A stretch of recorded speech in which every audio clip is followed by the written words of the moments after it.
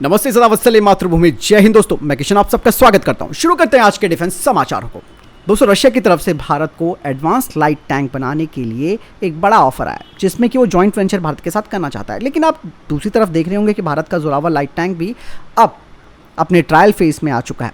लेकिन दोस्तों, यहाँ पर कुछ हमारे डिफेंस एक्सपर्ट्स हैं, उनका ये कहना है कि अगर रशिया की तरफ से आपको जॉइंट वेंचर का ऑफर आया है तो आपको एक्सेप्ट कर लेना चाहिए। रीज़न ये है कि यहाँ पर रशिया किसी भी तरीके की कोई डिमांड नहीं रख रहा है, यानी कि वो आपके साथ पूरी तकनीक भी शेयर करेगा और बदले में वो ना तो रॉयल्टी आपसे लेगा और ना ही आपसे किसी भी तरीके का कोई डिमांड करेगा, जो कि अमूमन होता नहीं है। इस बारे में दोस्तों रिटायर्ड इंडियन आर्मी के लेफ्टिनेंट कर्नल जे.एस. सोडी ने ये बात कही है। साथ ही दोस्तों, भारतीय सेना के इस पूर्व अधिकारी ने यह भी कहा है कि जहां अमेरिका कभी भी टेक्नोलॉजी साझा करने से हमेशा पीछे हटता है, तो ऐसे में रशिया भारत का एक भरोसेमंद साथी है। आपको एक चीज़ और मैं बता दूं कि रशिया ने भारत को अपने स्प्लिट एसडी प्लेटफॉर्म की पेशकश की है, जिसे कि वो जॉइंट वेंचर के माध्यम से भारत में बनाना चाहता है। और ये जो प्लेटफॉर्म है वो अपने प्रूवन ट्रैक रिकॉर्ड के लिए जाना जाता है, जो कि इंडियन आर्मी की सभी आवश्यकताओं को पूरा भी कर सकता है। और साथ ही साथ अगर जॉइंट वेंचर बनेगा तो इसमें एक चीज़ का फ़ायदा ये होगा कि दोस्तों, भारत को कोई 1, 2 या 100-200 टैंकों की ज़रूरत नहीं है। भारत को हज़ारों की संख्या में लाइट टैंक्स की ज़रूरत पड़ेगी इन फ्यूचर। तो ऐसे में एक तरफ आपका जोरावर लाइट टैंक बनता रहेगा, तो दूसरी तरफ जो स्प्लिट एसडी का ऑफर दिया हुआ है रशिया ने जॉइंट वेंचर के माध्यम से, वो बनता रहेगा। और यहाँ पर हमें एक चीज़ और बोलनी चाहिए कि अगर हम स्प्लिट टैंक को बनाते हैं देश में जॉइंट वेंचर के माध्यम से, तो उसको हम फ्रेंडली फॉरेन नेशन को एक्सपोर्ट भी कर सकते हैं। फिलहाल इस बारे में आपकी क्या राय है, मुझे कमेंट सेक्शन में लिखकर जरूर बताइएगा। बढ़ते नेक्स्ट अपडेट की तरफ। दोस्तों, हाल ही में मैंने आपको एक वीडियो दिखाया था ज़ूलू डिफेंस का, जो कि कैमिकेजी ड्रोन पर काम कर रहे हैं। लेकिन दोस्तों, भारत अब इस क्षेत्र में और ज़्यादा आगे का काम कर रहा है, जिसमें कि भारत की जो नेशनल एरोस्पेस लेबोरेटरी है, उन्होंने कैमिकेजी ड्रोन तैयार कर लिया है। और ये ड्रोन दोस्तों बिल्कुल ईरान के शाहिद 136 ड्रोन की तरह दिखता है। इसकी रेंज करीबन 1000 किलोमीटर होगी और इसमें घरेलू स्तर पर बनाया गया जो इंजन है वो लगाया गया है। दरअसल इस तरीके के जो कैमिकेजी ड्रोन है, उन्होंने रशिया, यूक्रेन, इसके अलावा इजराइल हमास संघर्ष में काफ़ी महत्वपूर्ण भूमिका निभाई है और ये निभा भी रहे हैं। और इन कैमिकेजी ड्रोन्स के जरिए हाई वैल्यू टारगेट्स को आसानी से तबाह किया जा सकता है। ऐसे में दोस्तों, आप ये समझ सकते हैं कि 1000 किलोमीटर दूरी पर बैठा हुआ एक व्यक्ति आसानी से अपने टारगेट को निशाना बना सकता है। इस प्रोजेक्ट से जुड़े जो वैज्ञानिक हैं, उनकी तरफ से कहा जा रहा है कि ये जो कैमिकेजी ड्रोन है वो पूरी तरीके से स्वदेशी है और ये 21वीं सदी की जो मशीनें हैं वो गेम चेंजिंग होने वाली हैं। बता दें कि इस कैमिकेजी ड्रोन की जो उड़ान क्षमता है वो लगभग 9 घंटे की है, लंबाई 2.8 मीटर है और विंग स्पैन इसका करीबन 3.5 मीटर के आसपास होगा। 120 किलोग्राम इसका वजन होगा और ये 25 किलोग्राम का वॉरहेड अपने साथ ले जा सकता है। और ये ड्रोन दोस्तों GPS डिनाइड एरिया में भी आसानी से काम कर सकता है। 9 घंटे तक ये लगातार अपने टारगेट के ऊपर लॉइटर हो सकता है, वहाँ से इवन सूचनाएं भी भेज सकता है। इसमें 30 हॉर्स पावर का इंजन लगाया गया है, 180 किलोमीटर प्रति घंटे की इसकी स्पीड है। साथ ही दोस्तों, टारगेट को नेविगेट करने के लिए ये भारत के नाविक का इस्तेमाल कर सकता है। तो बहुत चीज़ें जो देश के अंदर बन रही है दोस्तों। चलिए बढ़ते हैं नेक्स्ट अपडेट की तरफ। दोस्तों, DRDO अब स्वदेशी रूप से लेजर डेजिग्नेशन पॉड्स को तैयार कर रहा है अपने फाइटर जेट्स के लिए।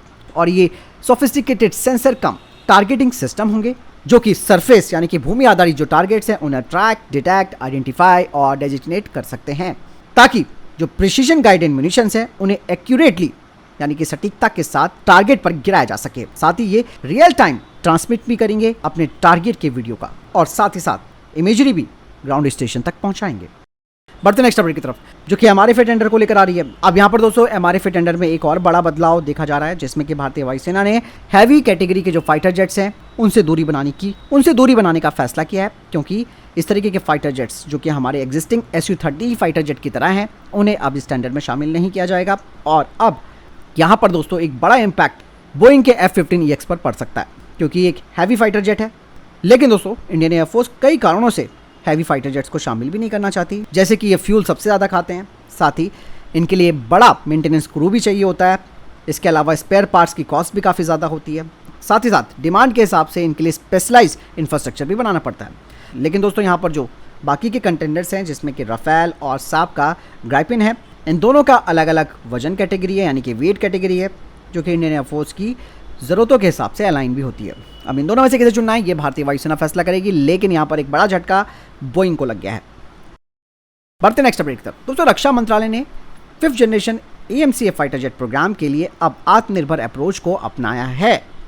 दरअसल दोस्तों, अभी तक ये खबरें भी आ रही थी कि कई जो फॉरेन मैन्युफैक्चरर्स हैं वो चाहते हैं कि वो भारत के AMCA फाइटर जेट प्रोग्राम में कोलैबोरेट करें, क्योंकि अन्य देश भी ऐसे ही कर रहे हैं जो कि 5th जनरेशन के फाइटर जेट्स को बना रहे हैं। और आपको मैं बता दूं, यहाँ पर लॉकहीड मार्टिन ने भी दोस्तों AMCA फाइटर जेट में कोलैबोरेशन के लिए अप्रोच किया है भारत को, लेकिन उसने साथ में कंडीशन रखी है कि अगर उसे 114 MRFA का टेंडर मिलता है तभी वो भारत के साथ काम कर सकता है। लेकिन दोस्तों भारत ने इसे दरकिनार करते हुए अब सेल्फ रिलायंस स्ट्रैटेजी पर फोकस किया है, जिसके तहत स्पेशल पर्पस व्हीकल एंटिटी बनाई जाएगी, जिसका काम AMCA फाइटर जेट का प्रोडक्शन करना, मेंटेनेंस करना, रिपेयर, ओवरहॉल और लाइफ साइकिल मैनेजमेंट करना होगा।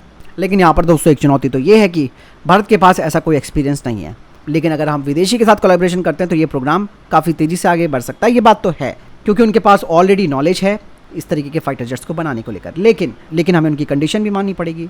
तो भारत ने सोचा कि हम सिंगली ठीक है अपने आप ही इस प्रोग्राम को आगे ले जाएंगे।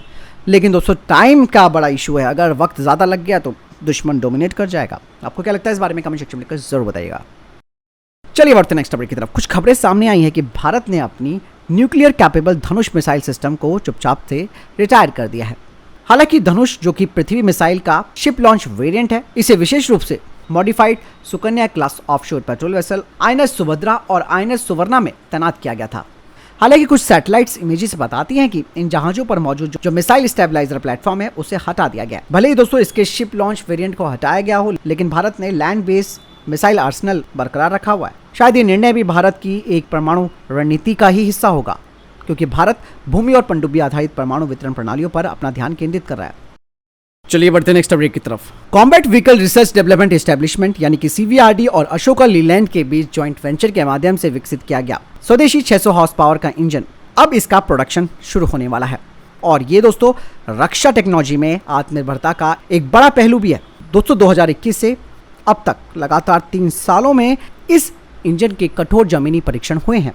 इसके अलावा इसमें एडवांस टेक्नोलॉजी को इनकॉर्पोरेट किया गया है। इसे और एफिशिएंट और हल्का बनाया गया है ताकि ये भविष्य के जो लड़ाकू वाहन है उन्हें पावर दे सके। हालांकि परीक्षणों के दौरान जो डेटा एकत्रित किया गया था उसका मूल्यांकन किया जा रहा है और इंजीनियर्स अब इस इंजन के वजन को कम करने और इसकी पावर डिलीवरी मैकेनिज्म प्रणाली को बढ़ाने पर ध्यान केंद्रित कर रहे हैं। और एक बार ये जो रिफाइनमेंट है वो पूरा हो जाता है तो उसके बाद ये 600 हॉर्स पावर का इंजन क्यूमिंस के ISX 600 डीजल इंजन की जगह लेगा, जो कि वर्तमान में DRDO के WAP 8x8 को पावर दे रहा है। और ये DRDO के द्वारा विकसित किया जा रहा फ्यूचरिस्टिक इन्फेंट्री कॉम्बैक्ट व्हीकल को भी पावर देगा। इसके अलावा दोस्तों ये भी खबर आ रही है कि भारतीय सेना जो स्ट्राइकर बख्तरबंद वाहन है जिसका स्थानीय रूप से निर्माण किया जाएगा भारत में, उसमें इस इंजन को लगाने पर विचार कर रही है, क्योंकि स्ट्राइकर में अभी 300 हॉर्स पावर का इंजन है। ऑब्वियस सी बात है वो ऊंचाई वाले क्षेत्रों में एक बड़ा बाधा बन सकता है। इसीलिए स्वदेशी 600 हॉर्स पावर इंजन को इस पे लगाए जाने की बात की जा रही है और खास बात यह है कि यह हल्का भी होगा। चलिए बढ़ते नेक्स्ट अपडेट की तरफ। दोस्तों कुछ खबरें सामने आई हैं कि तेजस मार्क 1A की नई लाइन रिप्लेसमेंट यूनिट का रिसर्टिफिकेशन पूरा हो चुका है। अब अनुमान यह है कि इस एडवांस फाइटर जेट का पहला बैच अगले महीने के मध्य तक इंडियन एयरफोर्स को सौंप दिया जाएगा, जो कि हमारे देश की वायु रक्षा क्षमताओं को बढ़ाएगा।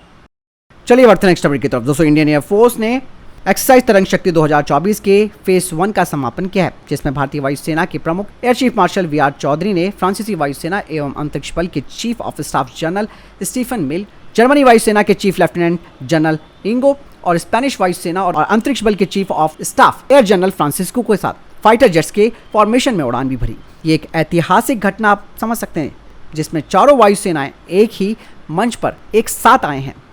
बढ़ते नेक्स्ट अपडेट की तरफ। डोडा में दोस्तों सुरक्षा बलों और आतंकियों के बीच मुठभेड़ अभी भी जारी बताई जा रही है। और आपको बता दें कि भारतीय सेना के 48 राष्ट्रीय राइफल के कैप्टन वीर गति को प्राप्त हो गए हैं। हालांकि इसके बाद सुरक्षा बलों ने इस इलाके को घेर लिया। लेकिन दोस्तों यहाँ पर चौंकाने वाली बात यह है कि यहाँ पर आतंकियों के पास से अमेरिकी M4 राइफल मिली है। बताया जा रहा है कि इस मुठभेड़ में 4 आतंकियों को भी मारा जा चुका है। चलिए बढ़ते नेक्स्ट अपडेट की तरफ। दोस्तों पहली बार अमेरिका इजराइल की सुरक्षा के लिए अपने F-22 रैप्टर को तैनात कर चुका है। कहा जा रहा है कि इसकी तैनातगी मिडिल ईस्ट में US ने कर दी है, क्योंकि दोस्तों ईरान अब बहुत ही बौखलाया हुआ है। वो अब किसी भी तरीके का एक बड़ा जवाब दे सकता है इजराइल को। इसीलिए दोस्तों अमेरिका, बिल्कुल आप समझते हैं कि इजराइल का वो भरोसेमंद साथी है जो कि उसके लिए लड़ने के लिए तैयार है। और F-22 रैप्टर दोस्तों ये वो 5वीं पीढ़ी का फाइटर जेट है जिसे अमेरिका कभी भी किसी को नहीं बेचता है। तो फिलहाल ये थे अभी तक के टॉप डिफेंस अपडेट। वीडियो के संबंध में कोई प्रश्न जवाब है, आपको कोई सवाल है, कमेंट सेक्शन में लिखकर जरूर पूछ सकते हैं। वीडियो को लाइक और शेयर जरूर कीजिएगा। जय हिंद, वंदे मातरम।